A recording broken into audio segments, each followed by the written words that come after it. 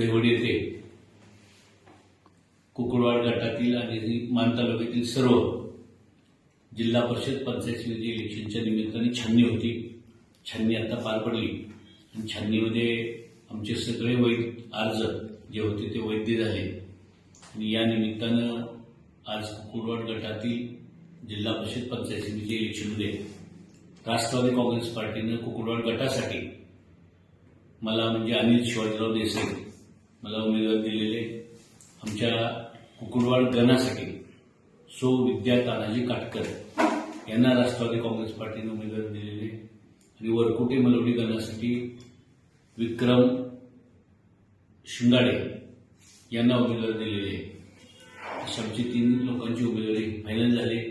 आपल्या सगळ्यांना माहिती आहे कुकुडवाड गटामध्ये साधारण 25-30 वर्ष मी त्या भागामध्ये सार्वजनिक जीवनामध्ये काम करतोय आणि आता ही इलेक्शनची प्रक्रिया होत असताना महाराष्ट्र राज्याचे माजी मंत्री माननीय नामदार महादेवरावजी जानकर साहेब यांनी आम्हा सगळ्या मंडळींनी सांगितलं की आपण हे इलेक्शन एकत्रित करूया, एका विचारानं करूया. आणि आता सुद्धा हे इलेक्शन होत असताना म्हणजे आमची राष्ट्रवादी काँग्रेस पार्टी असेल, पवार साहेबांची जी राष्ट्रवादी काँग्रेस पार्टी आहे त्यांच्यावर आमच्या चर्चा चालू आहेत. राष्ट्रीय काँग्रेसच्या पण काही लोकांची आमच्या चर्चा चालू आहेत. पण आता आम्ही आणि राष्ट्रीय समाज पार्टी आम्ही आता हे इलेक्शन एकत्र लढतोय. याच्यामध्ये आपण बघितलं असेल मार्डी गटामध्ये सन्माननीय सदाशिव तात्या पोळांचे चिरंजीव मनोजदादा पोळ यांच्या नेतृत्वाखाली तिकडे त्यांच्या सौभाग्य लढत आहेत. आदरणीय प्रभाकरराव देशमुख साहेब या जिल्ह्याचं या मतदारसंघाचं नेतृत्व करत आहेत आणि त्यांच्या नेतृत्वाखाली आम्ही सगळेजण उमेदवार असेल. हे सगळे आम्ही एका विचाराने एका ह्याने लढतोय. विशेषतः अभयदादा जगताप यांनी आम्हाला कुकुडवाड गटामध्ये बाहेर पण त्यांची आमची चर्चा चालू आहे. मी मगाशी सांगितलं पवार साहेबांच्या गटाची, कारण जिल्ह्यातच आमची त्यांची युती आहे. त्यामुळे अभयदादा जगताप यांनी कुकुडवाड गटामध्ये आम्हा सगळ्यांना तिथं पाठिंबा दिलेला आहे.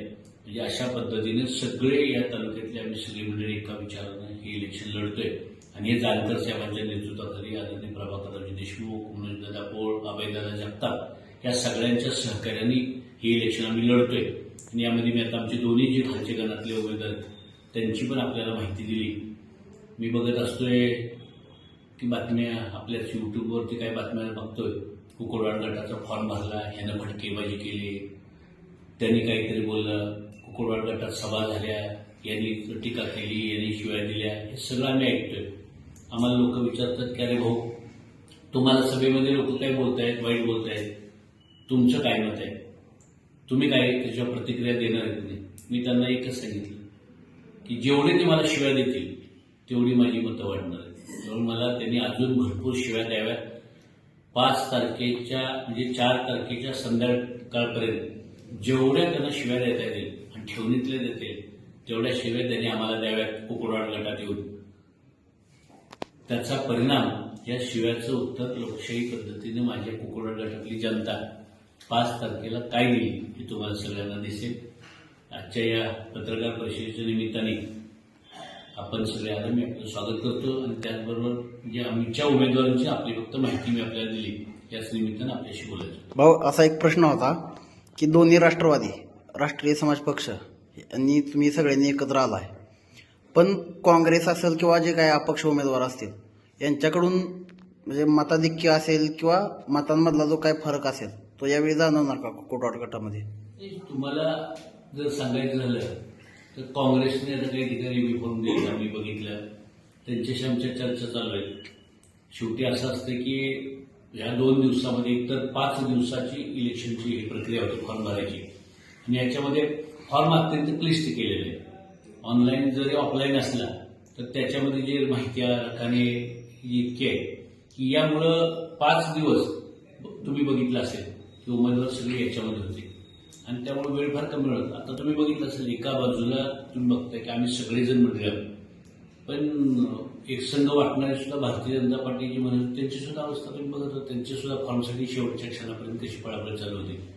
म्हणजे आमचे एबी फॉर्म आम्ही सकाळी दिले होते, त्यांची एबी फॉर्म सगळे एकत्र येऊन 3 वाजेपर्यंत दिले आणि आज काही लोक छाननीमध्ये मी बघत होतो की ज्याला एबी फॉर्म मिळाला नाही ते कशी रागाने उठून जात होते. तसं आमच्यात कुठे घडलेलं दिसलं का तुम्हाला? शेवटी यामध्ये अशी परिस्थिती आहे की या सगळ्यांच्या आमच्या चर्चा चालू आहे. विड्रॉला थोडासा वेळ आहे. खरं चित्र विड्रॉल नंतर समोर येईल. तोपर्यंत आम्हाला वाटतं की मताधिक्यावर काही परिणाम होणार नाही. कुकुडवाड गटापुरतं जर बोलायचं झालं तर जेवढे जास्त लोक उभे राहतील त्याचा 100% फायदा आम्हाला होईल, याची मला खात्री आहे. भाऊ, तुम्ही आता निवडणुकीला सामोरं जाताना विकासाचा नेमका अजेंडा काय आहे, जसं की महिला सक्षमीकरण वगैरे असेल त्यासाठी? आपल्या सगळ्यांना माहिती आहे की सातारा जिल्ह्यामध्ये अनिल देसाई सार्वजनिक जीवनामध्ये साधारण या जिल्ह्यात मतदारसंघामध्ये किंवा मानतालुक्यामध्ये 30 वर्ष काम करतोय आणि माझ्या कामाची पद्धत 30 वर्षामध्ये आम्ही गावोगाव फिरतोय. एकही माणूस यांनी खोटा नारळ कधी फोडला आहे आणि यांनी खोटं काय सांगितलं असं म्हणत नाही. म्हणजे हे कशामुळे आहे तर विकास कामं आजपर्यंत बोललेली आम्ही सगळी पूर्ण केली. मी गोंदवले गटात जिल्हा परिषद सदस्य होतो. करोडो रुपयांची कामं एका एका गावामध्ये मी केलेली आणि ही कुठलीही सत्ता नसताना सुद्धा आज आमच्या पार्टीच्या सगळ्या लोकांची कामं होतात. त्यामुळे आमच्या पार्टीमध्ये कुठेही ओरडले तर मला पूर्ण खात्री आहे. आता साधारण 9 वर्षानंतर जिल्हा परिषद होत आहे आणि जिल्हा परिषद स्थानिक स्वराज्य संस्था हा खऱ्या अर्थानं गोरगरीबच्या सर्वसामान्य माणसांचा एक केंद्रबिंदू म्हणून काम करणाऱ्या संस्था असतात आणि ज्यावेळी या संस्थेमध्ये आमच्यासारखे लोक जातील त्यावेळी तिथले आरोग्याचे प्रश्न असतील, स्वच्छतेचे प्रश्न असतील, सार्वजनिक रस्त्यांचे छोटे मोठे प्रश्न असतील, गावातले शाळेंचे प्रश्न असतील, म्हणजे हे जे प्रश्न, दवाखान्याचा प्रश्न असेल, पशुसंवर्धनच्या दवाखान्याचा प्रश्न असेल, महिला भगिनींसाठी बचत गटाचा विषय असेल, तरुणांसाठी छोटे मोठे उद्योगधंदे गावामध्ये शेतीपूरक उद्योगधंदे उभे राहावेत, याच्यासाठी काय करता येईल अशी वेगवेगळी विकासाची कामं ज्यांनी आम्ही समाजापर्यंत आम्ही पोहोचू आणि आमची नाळ समाजाशी जोडली राहील असं जे काम आम्ही करत आलो तर ते फार मोठ्या प्रमाणावर पुढच्या कालखंडामध्ये कुकुडवाड गटात पण केलं जाईल आणि या मानतालुक्यामध्ये पण केलं जाईल. राजकारण म्हणलं की टीका टिप्पणी ह्या आल्याच.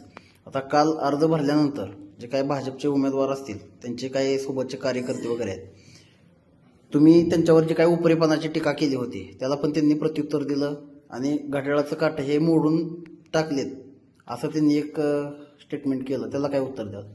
हे दोन गोष्टी, टीका टिप्पणी ही स्वतःच्या संस्कृती दिसत असते. तर विरोधी पार्टीवर टीका केली तर आम्ही समजू शकतो, पण काही लोक आपल्या पार्टीतल्या लोकांवर टीका करतात. मुसळमध्ये पण तुम्ही बघितलं असेल, स्टेजवर जे विरोधातले जे सत्तेत सहभागी उमेदवार होते त्यांनाच ते म्हणत होते अरे नालायक कोण, म्हणजे मागच्या नालायकांनी नीट काम केलं नाही आणि त्यातले 11 लोक त्यांच्यावर बाजूला असेल. परवा ओरकोटे बोलवडीमध्ये सभा झाली आणि सभेमध्ये स्टेजवरती ती म्हणली अनिल देसाईच्या थीम, तुम्ही पण मला वाटतं की युट्यूब चॅनल्सवाल्यांनी सगळ्यांनी ते हेडिंग लावलं अनिल देसाईने माझ्या पुतळ्यावर लढून दाखव. ही आमची संस्कृती नाही. आमची संस्कृती विकासाची आहे, विचाराची आहे. आम्ही टीका टिप्पणीला फारसं महत्त्व देत नाही. आम्ही राजकीयदृष्ट्या टीका करतो. आम्ही खुन्नस म्हणून वैयक्तिक असे एकीवरती वैयक्तिक कधी टीका करत नाही. त्यांनी एक वाक्य वापरलं तुम्हाला माहीत असेल की म्हणजे विरळीमध्ये सभा झाली आणि त्यांनी सगळ्यांनी माझ्यावर फार एकीवर टीका केली आणि त्यात ते काय म्हणत होते की यांनी आमच्या भाऊला मंत्र्याला आव्हान दिलं. त्यांनी शब्दांचा विवर्स केला. तुम्ही माझा वरकुटे मलेवरचा व्हिडिओ काढा. आमची लोक मला सगळे काय विचारायचे की आता अनिल भाऊ इलेक्शन लागतंय आणि या इलेक्शन प्रक्रियेमध्ये आता आपल्या गटामध्ये हा येतोय तो येतोय, असं झालं तर काय होणार, तुमची काय भूमिका राहणार आहे. तर त्यावेळी त्या व्हिडिओमध्ये हे सांगत होतो की अरे बाबांनो, आपल्याला कोण जर उभं राहिलं तर आपल्याला लढायचं आहे. ते राहू दे, त्यांच्या घरातलं राहू दे किंवा कोणाला आणून करू दे, आपल्याला लढायचं आहे. याचा अर्थ मला असं सांगायचं होतं की जरी त्यांनी राजीनामा देऊन जरी खाली राहिले तरी आपल्याला आपला गड आहे, आपल्याला सोडून चालणार नाही, आपल्याला लढावंच लागणार नाही. पुढे काय घडेल ते घडेल, त्याची आपल्याला फिकीर करून चालणार नाही. तर त्यांनी त्याचा अर्थ वेगळा काढला आणि आम्हाला असं आव्हान दिलं, आम्हाला तसं आव्हान दिलं. कुकुडवाड गटामधले आव्हान आम्ही देत नाही, कुकुडवाड गटातली जनता आव्हान देते. त्याचं उत्तर तुम्हाला 7 तारखेला दिसेल. मताधिक्य काय असेल? काल त्यांनी सांगितलं 5 ते 7 हजाराचं भाजपला मताधिक्य मिळेल विजयाचं. तुमचं काय विजन असेल? किती मताधिक्य तुम्हाला मिळेल? याचं उत्तर तुम्हाला 7 तारखेला मिळेल.